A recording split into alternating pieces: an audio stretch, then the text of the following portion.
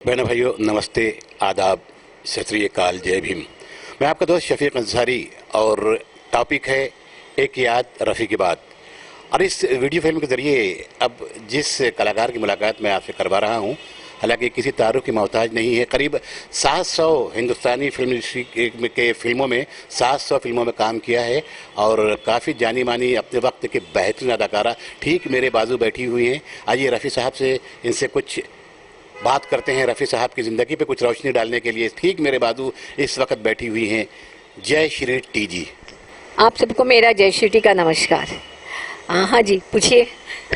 जय Shri T G, सबसे पहले हम आते हैं एक सवाल पे कि हाजी पद्मश्री मोहम्मद रफ़ी साहब की आपकी पहली मुलाकात कब, कहाँ और कैसे हुई?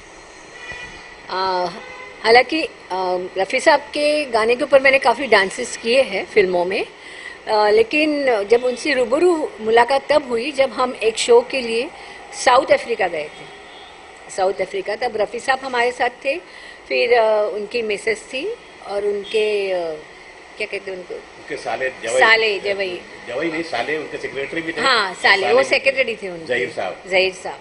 तो हम लोग सब वहाँ गए थे साउथ अफ्रीका। एक बात कहना चाहूँगी, रफ़ी साहब जो है ना, खुदा का बंदा है, भगवान का आदमी है।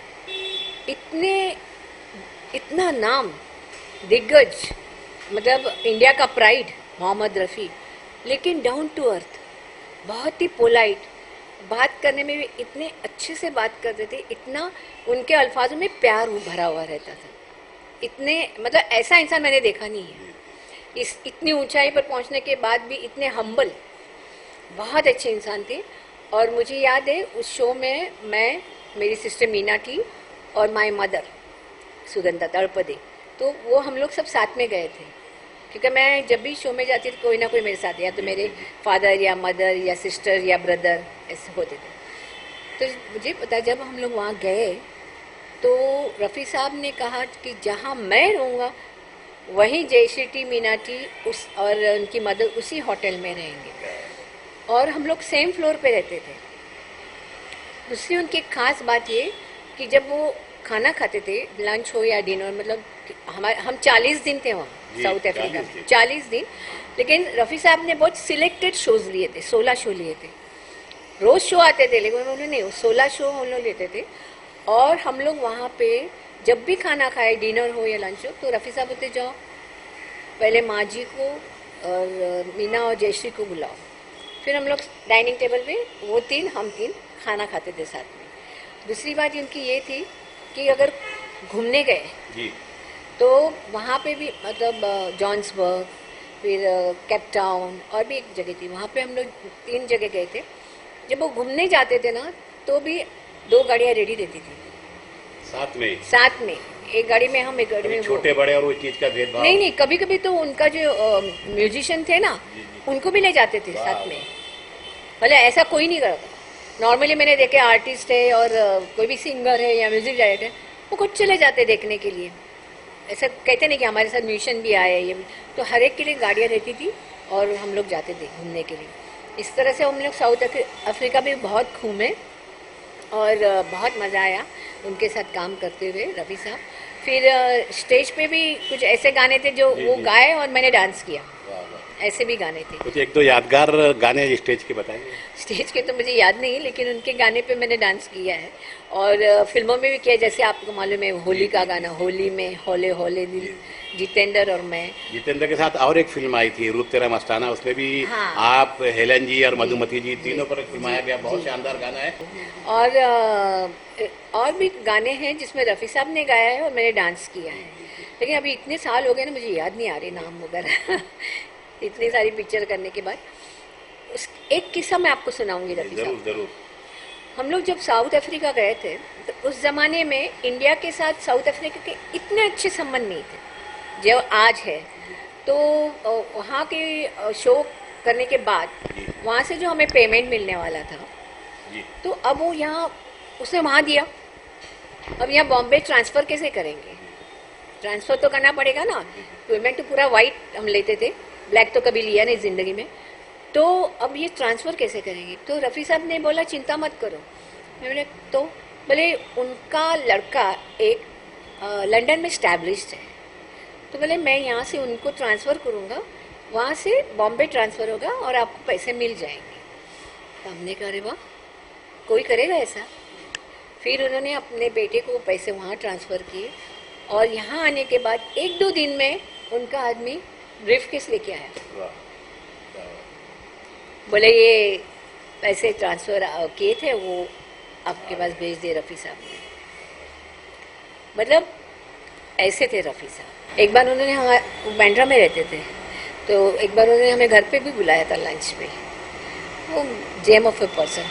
सिर्फ इतना ही नहीं, अगर हम शो के लिए जाते ना तो उनसे कहते कि रफ़ी साहब कुछ 2 अल्फाज बोली। तो रफ़ी साहब की ये स्टाइल थी, वो लेक्चर नहीं देते थे, बोलते नहीं थे, वो एक आध गाना बोलते थे कनेक्टेड टू दैट सब्जेक्ट। एक आध गाना बोल के उस हिसाब से, जैसे सुहानी रात ढल गई ना जाने तुम कब आओगे, पब्लिक को बोल रहे ऐसे। और सबसे बहुत बड़ी बात रफ़ी साहब की ये है, जो आज तक मैंने सबके साथ शो किए टॉप से लेके बॉटम, जिसने नहीं किया वो रफ़ी साहब ने किया। वो ये कि जब वो स्टेज पे जाते थे मेरी माँ के पैर छू के जाते थे। क्या बात है, वाह वाह वाह, बहुत बड़ी बात। वो कहते थे माँ भगवान का रूप होता है, और मैं और मीना रफ़ी साहब के पैर छू के जाते थे स्टेज पे। तो ये मतलब मैंने दिग्गज लोगों के साथ काम किया है। अब मैं नाम नहीं लूँगी, अब तो जानते हैं कौन बड़े बड़े सिंगर है, म्यूज़िक डायरेक्टर कौन थे उस ज़माने के, लेकिन ये सिर्फ रफ़ी साहब ने किया है, तो मैं ये भूल नहीं सकती। बहुत बहुत शुक्रिया जयश्री जी। एक आखिरी सवाल चलते चलते मैं आपसे ये पूछना चाहूँगा कि एक अवार्ड है हमारे हिंदुस्तान में भारत रत्न का, हाँ जी। जो पहले था जो बड़े बड़े नेताओं को दिया जाता था, जैसे डॉक्टर बाबा साहब आम्बेडकर, इंदिरा गांधी, राजीव गांधी। उसके बाद ये फिल्म एक्टरों पे देना शुरू किया गया। तो आज 40 साल हो गए रफ़ी साहब को हमसे और आपके बीच से जुदा हुए, मगर रफ़ी साहब को अभी तक भारत रत्न का अवार्ड नहीं मिला। इस बारे में क्या कहेंगे आप? क्या कह रहे हैं आप? मुझे इसका नॉलेज नहीं था, मैं समझी उनको मिला है। He deserve it. अभी तो बहुत लेट हो गया, उनको तो उनके जीते जी देना चाहिए था। ये बड़ी अफसोस की बात है। मैं रिक्वेस्ट करूँगी हमारी गवर्नमेंट से कि उन्हें इस अवार्ड से नवाजा जाए, बहुत ज़रूरी है, बहुत ज़रूरी है। और मुझे एक बात याद आ रही, जब हम प्लेन में बैठे थे तो प्लेन उन्हें ऊपर रहता है एक, हाँ, तो हम लोग सब साथ में बैठे थे, और जब हम लोग वापस आए तो प्लेन रुक गया, सब लोग उतर गए, हमको बोला कि आप बैठो, रफ़ी साहब है ना, बैठो। तो हम लोग को चाय कॉफ़ी दे दी और हमारे बैग्स पहले बाहर निकल गए, बाद में हम लोग गए। मतलब अपनी इंडियन जो जनता है उनको रफ़ी साहब पे इतना भरोसा था, तो उनके साथ हम पे भी भरोसा हो गया और हम लोग वहाँ से आ गए बाहर। मतलब नहीं तो नॉर्मली क्या होता है, आप चेकिंग करते ये करते, बोले मेरे रफ़ी साहब, और इतना अच्छा इंसान, वो कोई गलत काम कर ही नहीं सकता। बहुत बहुत शुक्रिया जयश्री जी, आपने अपना कीमती वक्त निकाल कर। जी जी जी बताइए। रफ़ी साहब के कई गाने हैं जिसमें मेरे हस्बैंड जयप्रकाश फिल्म डायरेक्टर है, अभी मेरा बेटा स्वस्तिक भी डायरेक्शन में आ गया है, अभी साजिद नडरवाल के साथ काम कर रहे हैं। लेकिन उनकी बड़ी sister Nanda, film star Nanda, उनके साथ भी जो गाने थे रफ़ी साहब के सुपर हिट हो गए थे। उसके कुछ मेरे पास लिखे हुए, मैं बताती हूँ आपको। एक तो वे चल उड़ जा रे पंछी, भाभी फिल्म का, भाभी पिक्चर का, सुपर, और बाबुल की दुआएं लेते जा, ये तो उनका पॉपुलर गाना था। फिर चाहे कोई मुझे जंगली कहे, शम्मी कपूर वो था। और एक तो वो बहुत ही अच्छा था, यहाँ मैं अजनबी हूँ, बहुत अच्छे गाने थे।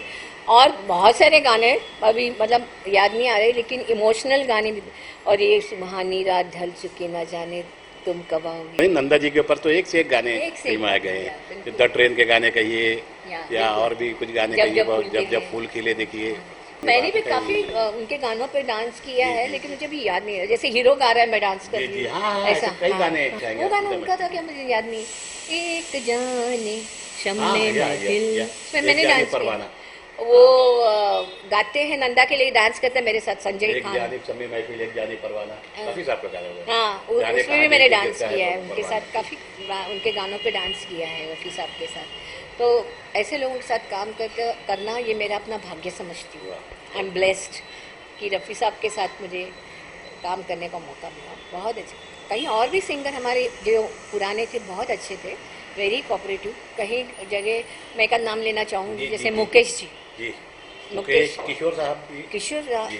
अच्छा किशोर दा, और इन सब के साथ मैं बचपन से शो करती आ रही हूँ। कैन यू बिलीव, जब मैं 9-10 साल की थी तब से मैं शो कर रही हूँ। और वन फाइन डे ऐसा टाइटल आ रहा है, किशोर कुमार एंड जयश्री नाइट, ऐसे शो हो रहे हैं। जयश्री नाइट तो होती थी, मैंने काफी charity show, Kishore Kumar, Jayashree night with Kishore Kumar and Jayashree night, night. और किशोर दा की पिक्चर थी शाबाश डैडी, उसमें मैं कास्ट भी हुई थी उसमें, और मैंने महमूद के ऑपोजिट उसमें किया था। तो मतलब हम जैसे दिलीप कुमार, वो दौर, वो जमाना, वो वक्त, जैसे दिलीप साहब, दिलीप साहब के साथ मैंने काम किया था। छोटी थी ना गंगा जमुना में, बच्चों में थी मैं। उसमें अरुणा ईरानी जी भी थी। हाँ, अरुणा ईरानी भी थी। उस फिर धुंध, जी, धुंध थे, कौन सी पिक्चर थी जो जिसमें डबल रो था उनका, उसमें भी मैंने दिलीप साहब के सामने डांस किया है। तो वो दिलीप साहब भी इतने अच्छे इंसान कि वो क्या करते थे, हम लोग से अरे मराठी में बोलते थे क्योंकि वो नासिक के है ना, कशी है तू, ऐसा करके बोलते थे। तो जब मैं वहाँ गई तो उन्होंने बोला तो तुम्हारी आई कैसी है, मम्मी को आई बोलते ना, तो उनको ये याद था। जी। और दूसरी बात है, अभी मैंने कभी सोचा नहीं था वो हमारे घर पे आए इधर। क्यों? क्योंकि सायरा जी है, वो मेरे हस्बैंड को राखी बांधती है, जयप्रकाश जी को। जयप्रकाश जी भी फिल्म डायरेक्टर, तो उनको राखी बांधती है, इसलिए हमारा उनके यहाँ जाना, उनका हमारे यहाँ आना चलता है। तो मैंने ख्वाब में भी नहीं सोचा था कि एक दिन दिलीप साहब आएंगे।